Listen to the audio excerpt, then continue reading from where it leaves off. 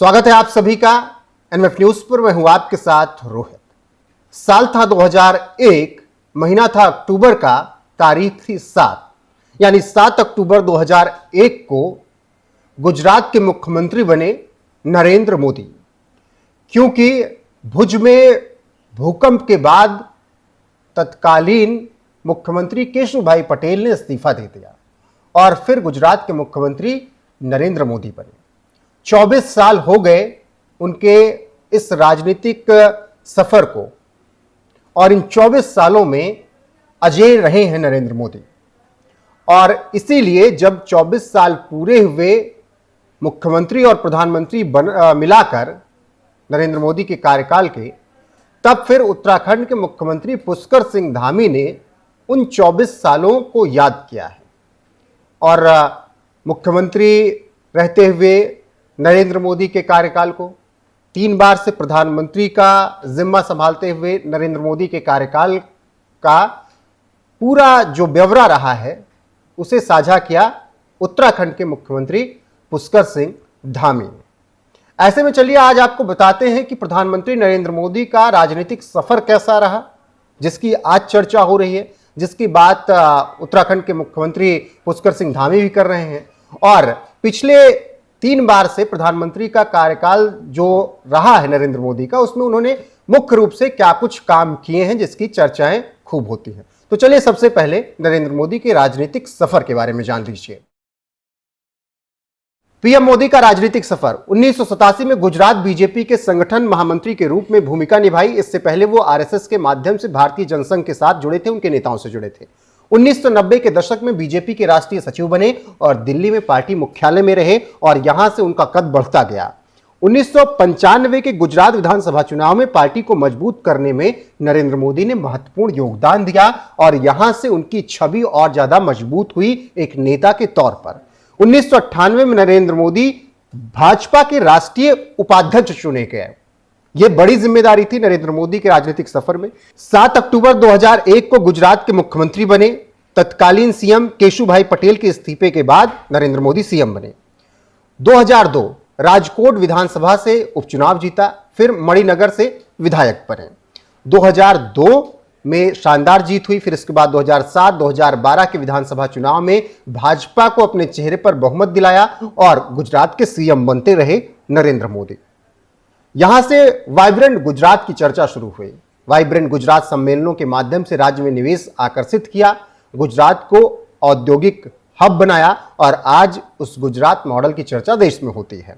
2013 में भाजपा के चुनाव अभियान समिति के अध्यक्ष बने, जिससे उनकी राष्ट्रीय छवि मजबूत हुई और 2014 लोकसभा चुनाव के लिए वो एनडीए के प्रधानमंत्री का चेहरा घोषित कर दिए गए।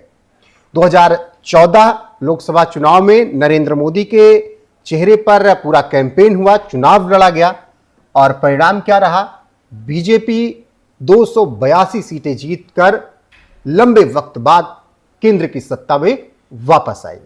नरेंद्र मोदी ने 2014 में वडोदरा और वाराणसी से चुनाव लड़ा और दोनों जगह से चुनाव में जीत हासिल की।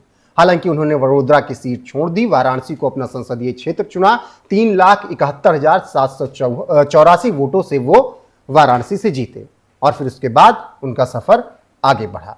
तो ये प्रधानमंत्री नरेंद्र मोदी का जो राजनीतिक सफर रहा, वो 26 मई 2014 को प्रधानमंत्री पद की शपथ लेते हैं और शपथ लेने के साथ ही वो गुजरात के मुख्यमंत्री से निकलते हुए देश के प्रधानमंत्री बन जाते हैं। 2019 लोकसभा चुनाव में बीजेपी को 303 सीटें नरेंद्र मोदी के चेहरे पर आई, एनडीए को 353 सीटें मिली। वाराणसी से पीएम मोदी दूसरी बार विजयी हुए। इस बार जीत का अंतर 5,81,022 वोट था और इसने नरेंद्र मोदी के चेहरे पर जनता का विश्वास और ज्यादा पुख्ता किया। तो ये दूसरी लगातार जीत थी बतौर सांसद लोकसभा सीट वाराणसी से। 2024 लोकसभा चुनाव में पीएम मोदी ने फिर वाराणसी से चुनाव जीता, अंतर कम हुआ, लेकिन केंद्र में तीसरी बार एनडीए की सरकार बनी। बीजेपी 240 तक ही सिमट गई। पहली बार ऐसा हुआ कि बहुमत नहीं आया, लेकिन एनडीए को बहुमत मिला। बीजेपी 240 पर रही। प्रधानमंत्री तीसरी बार बने नरेंद्र मोदी। तो ये कुल मिलाकर उनका राजनीतिक सफर रहा, जिसमें उन्होंने बड़ी जिम्मेदारियां संभाली। वो चाहे गुजरात के मुख्यमंत्री के तौर पर जिम्मेदारी संभालनी हो, या फिर देश के प्रधानमंत्री के तौर पर पिछले 24 सालों में नरेंद्र मोदी कोई चुनाव नहीं हारे हैं और गुजरात से लेकर देश की सत्ता तक उन्होंने संभाली। बीच में कई ऐसी बार हुआ जब सवाल उठे, लेकिन हर सवालों का जवाब देते हुए नरेंद्र मोदी आगे बढ़ते गए। अब 75 पार कर चुके हैं, लेकिन चर्चा अभी भी यही है कि 2029 में भी नरेंद्र मोदी एनडीए का चेहरा होंगे, बीजेपी का चेहरा होंगे।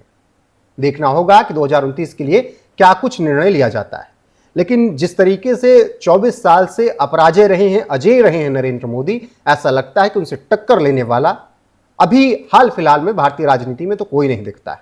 और यही वजह है कि उत्तराखंड के मुख्यमंत्री पुष्कर सिंह धामी इस 24 साल के अजेय प्रधानमंत्री नरेंद्र मोदी के करियर को याद करते हुए उनको बधाई दे रहे हैं और कह रहे हैं कि जिस तरीके से उन्होंने काम किया है, जनता का विश्वास जीता है और यही वजह है कि नरेंद्र मोदी को जनता बार बार चुन रही है। वो चाहे गुजरात की जनता ने उन्हें बार बार मुख्यमंत्री बनाया हो या फिर देश की जनता ने उन्हें बार बार प्रधानमंत्री बनाया। अब जब प्रधानमंत्री बन गए, तीसरा कार्यकाल चल रहा है, तो तमाम फैसले उन्होंने लिए हैं।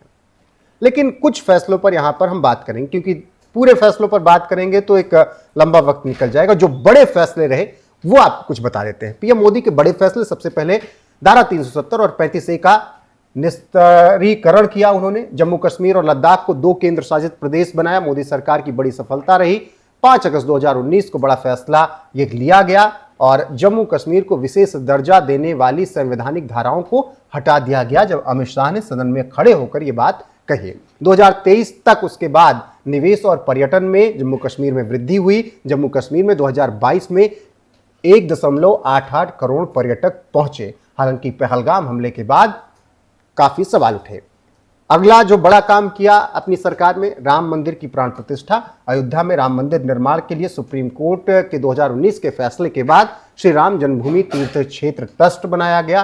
प्रधानमंत्री नरेंद्र मोदी भूमि पूजन शिलान्यास में खुद पहुंचे और उसके बाद राम मंदिर का निर्माण शुरू हुआ। अयोध्या में सदियों बाद वहां पर जो कार सेवकों की एक संघर्ष था, उसकी जीत हुई और ये बात प्रधानमंत्री नरेंद्र मोदी ने अपने भाषण में 22 जनवरी को भी कही, जब प्राण प्रतिष्ठा हुई। पीएम मोदी ने प्राण प्रतिष्ठा समारोह में भी भाग लिया। सांस्कृतिक और धार्मिक महत्व को बढ़ावा मिला। अयोध्या में राम मंदिर बनने के बाद पर्यटकों की संख्या बहुत ज्यादा बढ़ी। अयोध्या में पर्यटन और बुनियादी ढांचे का विकास हुआ। 2024 में 2 करोड़ से अधिक दर्शनार्थी पहुंचे। एक वक्त तो ऐसा आया कि अयोध्या के ट्रस्टियों को कहना पड़ा कि दर्शनार्थी कम आए क्योंकि भीड़ बहुत हो रही है। आयुष्मान भारत योजना ने भी मोदी सरकार के इस कार्यकाल को सफल बनाया है। दुनिया की सबसे बड़ी स्वास्थ्य बीमा योजना रही है, जिसमें 50 करोड़ से अधिक लोगों को 5 लाख रुपए तक का मुफ्त इलाज मिला और इस योजना ने नीचे तबके को बीजेपी से जोड़ा। आयुष्मान भारत योजना से गरीब और कमजोर वर्गों को स्वास्थ्य सुविधाएं प्रदान की गई और 2025 तक आयुष्मान भारत योजना से 6 करोड़ से अधिक लोगों को लाभ मिला। इसमें वो लोग ज्यादा रहे जो आर्थिक रूप से बहुत कमजोर रहे। 27,000 से अधिक अस्पतालों को आयुष्मान भारत योजना से जोड़ा गया, जिससे कमजोर लोगों को लाभ मिल रहा है। आयुष्मान भारत योजना से ग्रामीण क्षेत्रों में स्वास्थ्य सेवाओं तक पहुंच बढ़ी और जो खर्च बहुत पहले आता था स्वास्थ्य का, वो कम हुआ। स्वच्छ भारत मिशन, ये कह सकते हैं कि एक बहुत बड़ा निर्णय सरकार का रहा है। खुले में शौच को समाप्त करने और स्वच्छता को बढ़ावा देने के लिए राष्ट्रव्यापी अभियान चलाया गया। 2 अक्टूबर 2014 को, जब गांधी जयंती थी, 2014 से 19 के बीच 11 करोड़ से अधिक शौचालय बनाए गए और अब यह अभियान लगातार जारी है और अभी भी लगातार शौचालय बन रहे हैं। ग्रामीण स्वच्छता कवरेज 2014 के 38% से बढ़कर 2019 में 100% के लगभग पहुंच गई। हालांकि कई इलाकों में अभी भी समस्याएं हैं, वहां पर भी हल निकाला जा रहा है। ट्रिपल तलाक पर प्रतिबंध लगाया गया। 3 तलाक को अपराध घोषित करने वाला कानून पारित किया गया और इस कानून पर काफी लंबी चौड़ी बहस हुई, लेकिन मोदी सरकार ने इस कानून को पारित किया। मुस्लिम महिलाओं को लैंगिक समानता और सुरक्षा प्रदान करने का दावा किया गया। इस बिल को, इस कानून को बनाने के बाद मुस्लिम महिलाओं के बीच सामाजिक सशक्तिकरण बढ़ा है, क्योंकि पहले जिस तरीके से बातें होती थी उन बातों को खत्म किया गया। मेक इन इंडिया पर काफी जोर दिया गया। निवेश आकर्षित करने के लिए शुरू किया गया ये अभियान, ताकि भारत खुद निर्माण करे, वो केवल परचेस ना करे, वो सेल भी करे। भारत को वैश्विक बाजार का केंद्र बनाने का लक्ष्य रखा गया मेक इन इंडिया के तहत। प्रत्यक्ष विदेशी निवेश एफडीआई में वृद्धि देखी गई। 2014 से 2023 में की बात करें तो 596 अरब डॉलर एफडीआई रही है और ये बड़ी उपलब्धि है। मोबाइल और इलेक्ट्रॉनिक विनिर्माण में तेजी आई। भारत दूसरा सबसे बड़ा मोबाइल निर्माता वाला देश बन गया। तो ये कुछ बड़े फैसले मोदी सरकार के रहे हैं पिछले 11 सालों में, और ऐसे में जो 24 साल का उनका इतिहास रहा है अभी तक मुख्यमंत्री से लेकर प्रधानमंत्री तक के सफर में, वो कभी हारे नहीं। और इसकी सराहना तमाम राजनीतिक विश्लेषक करते हैं, तमाम उनके विरोधी भी इसकी बात करते हैं कि कुछ तो अलग स्ट्रेटजी होती है जिसकी वजह से वो जीत दर्ज करते हैं। बाकी मुख्यमंत्री पुष्कर सिंह धामी ने भी प्रधानमंत्री नरेंद्र मोदी के काफी वीडियोस पूरे सफर के शेयर किए हैं और उसके बाद उन्होंने ट्वीट करते हुए प्रधानमंत्री नरेंद्र मोदी के 24 साल के इस सफर पर उन्हें शुभकामनाएं दी हैं। आपका क्या कुछ कहना है प्रधानमंत्री नरेंद्र मोदी के अभी तक के कार्यकाल पर? कमेंट सेक्शन में जाकर बताइएगा जरूर। वीडियो को शेयर कीजिएगा, लाइक कीजिएगा, चैनल को सब्सक्राइब करना ना भूलिएगा। बने रहेगा हमारे साथ लगातार। नमस्कार।